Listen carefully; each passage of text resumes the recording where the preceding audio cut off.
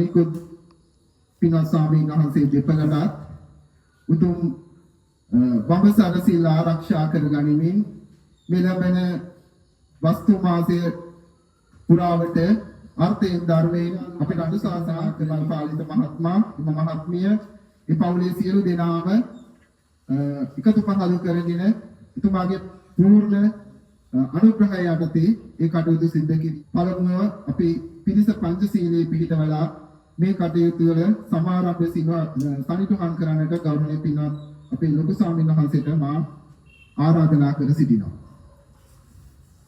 ඉස්සර සහිත පංචශීලයේ සමාදන් වෙන්න හැම දෙනාම নমස්කාරය තුන් වතාවක්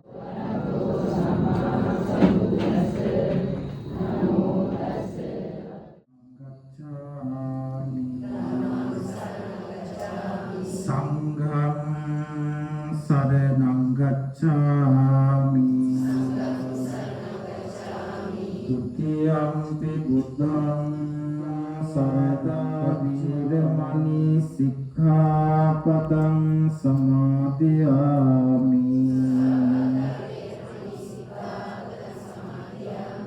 සුරාමේරය මජ්ජපමාද. ගෞරවනීය මහා සංඝරත්නයන් අවසරයි.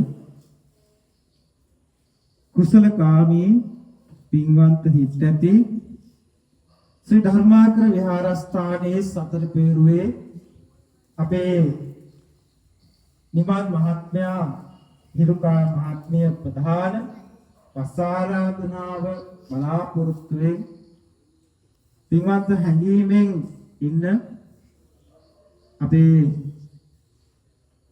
දායකකාරකාදී පින්වත් කෙටියෙන් මම ඔබට ඒ ඓතිහාසික සිදුවීම පිළිබඳව බුදුරජාණන් වහන්සේ මුලින්ම මේ කිසිදු විනයක්වත් කිසිදු වැඩසටහනක්වත් අරමුණු කරගෙන නෙවෙයි උන්වහන්සේ එකම අරමුණුනේ උන්වහන්සේ අවබෝධ කරපු ඒ පරම සත්‍ය උන්වහන්සේ අවබෝධ කරපු නිර්වාණ මාර්ගය සියලු දෙනා උදෙසා දේශනා කළා.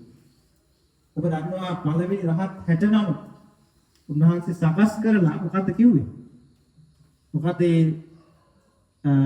පළවෙනි 69ට උන්වහන්සේ දීපු අවවාදය. උන්වහන්සේ හරියට නිකන් උදානයක් කියනවා වගේ එක කිව්වේ. ඒක තමයි භික්ෂුන් වහන්සේලාගේ මූලික හැසිරීම. ඒක නිල වශයෙන් අපේ සතර පෙරුවේ දායකකාරකාදී සම්බන්ධ කරගෙන හිමල් මහත්මයාත් හිරුකා මහත්මයාත් ප්‍රධාන කරගෙන ආරම්භ කරන්නයි මේ සූදානම් වෙන්නේ. දැන් තියෙන්නේ එතකොට මොකද්ද? මුලින්ම තියෙන්නේ මොකද්ද? දහත් කොට පිරිනැමීම. අපේ සංස්කෘතිය හැදිලා තියෙනවා. ඉතින් මේ විදිහට එදා චිරාගත සම්ප්‍රදායක් අනුව තමයි මේක සිදු කරන්නේ. මේක අද ඊයේ හදපු සංස්කෘතියක් සම්ප්‍රදායක් නෙවෙයි. මේ සංස්කෘතිය සම්ප්‍රදාය තුල භික්ෂුන් වහන්සේලා ආරක්ෂා වෙනවා. ගම පන්සල ආරක්ෂා වෙනවා. ඔබ දන්නවා අතීතයේ තිබුණා අපේ ලංකාවේ ඉතාම වටිනා අනබිභවනීය සංකල්පයක් අපේ රටේ පදනමේ වන්දින පොහොන් අංගසි. දැන් මේ මෙතුමන් අපේ නිමල් මැතිතුමා හිරුකා මැතිතුමිය මේ සිදු කරන්නේ මුළු සතර පේරුවක් වෙනුවෙන් මුළු ගම්මානයක් වෙනුවෙන් තමයි මේ ආරාධනාව සිදු කරන්නේ. මේ ආරාධනාවේ පදනම සම්බුද්ධ ශාසනයේ චිරස්ථිතිය මහා සංඝරත්නය ආරක්ෂා කරගෙන. ඉතින් එනම් අපි මේ මුළු ගමක්ම සාක්ෂි දරන අවස්ථාවේ අපි මහා සංඝරත්නයට වස් ආරාධනා කරන්න තමයි සූදානම් වෙන්නේ. ඉස්සෙල්ලාම මම කිව්වට පස්සේ මෙහෙම කියන්න ඕන. මෙහෙම කියන්න මම කිව්වට පස්සේ. ගෞරවනීය මහා සංඝරත්නයන් අවසරයි. කන්කටයුතු සංඝයා වහන්සේ ඉදිරියේ එළඹෙන තුන් මාසක වස් කාලය මෙම විහාරස්ථානයේ තුල වස්වාසය කරමින් අපහට අර්ථයෙන් ධර්මයෙන් අනුශාසනා කරමින් වැඩහිඳින සේක්වා මහා සංඝරත්නයට සිව්පස්සේ උපස්ථාන කරන බවට සතර පෙරුවේ දායක කාරකාදීන් ඉදිරියේ ගෞරවනීය මහා සංඝයා ඉදිරියේ පොරොත්තු වෙමි. සාදු නාදයක් පවත්වන්න හැදෙනවා. එහෙනම් බොහොම ශ්‍රද්ධාවෙන් දැහැත් පුටුව පිළිගන්නු.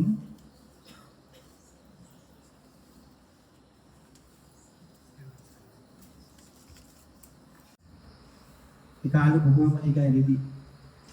ඒ අනුව තමයි මේ කටයුතු සිදු කරන්නේ. ඉතින් බොහෝම ශ්‍රද්ධාවෙන් ආර්ථික විහිළ ගැසසන් ඕරගෙන අවශ්‍ය විදිහට මහා සංඝරත්නය කරන තනුවේ කටයුතු සිදු කරන දුන්නා. ඉතින් අපි පින් අනුමෝදන් කරන අවස්ථාවේ එහෙනම් ඉතින් කටයුතු සිදු කරන්න ඔබ නායකයන් විදිහට ගම්මානයක් විදිහට විහාරස්ථානයේ පිළිබඳව බොහොම උමනාවෙන් මේ ස්ථාවර භාවයේ අපේක්ෂාවෙන් මේ වස් කාලයේ වස්තු මාසයේ ගත කරන්නේ සාමාන්‍යයෙන් අපේ සිරිත තමයි වස් ආරාධනාව කරනකොට සිව්පසයට අවශ්‍ය ඉදිරියදා දෛනික පරිභෝජනයට මහා සංඝරත්නයට අවශ්‍ය දේවල් පූජා කරනවා. ඉතින් ඒ හැමදේම පූජා කරන අවස්ථාව තමයි දැන් ගෙනබිලා තියෙන්නේ. ඉතින් ඒ පූජා කරන උදවිය ඒ ටික පූජා කරන්න කියලා මොකටද මතක් කරනවා. සාදු නාදේ.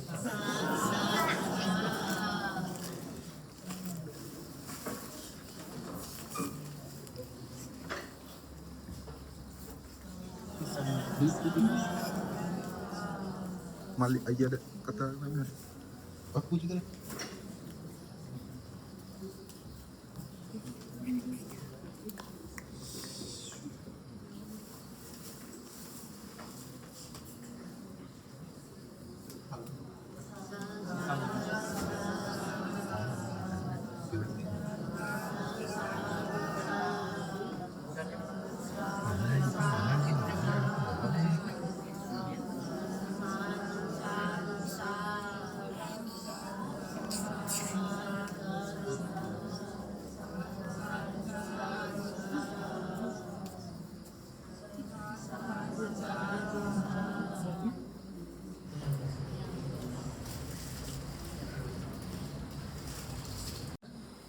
ඒ උතුම් ගෝසමිඳුන් වහන්සේගේ අධිග්‍රහිත දෙවි දේවතාවුන් වහන්සේලාගේ ආශිර්වාද නමදා හාමුදුරුවන්ගේ ජයශ්‍රී මහා බෝධීන් වහන්සේගේ ආශිර්වාදය ඔබට ලැබේවා කියලා අපි ප්‍රාර්ථනා කරනවා.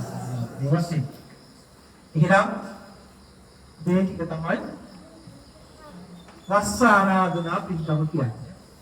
මේ තුනකට එහෙනම් අපි මේ වස් ආරාධනාව අවසන්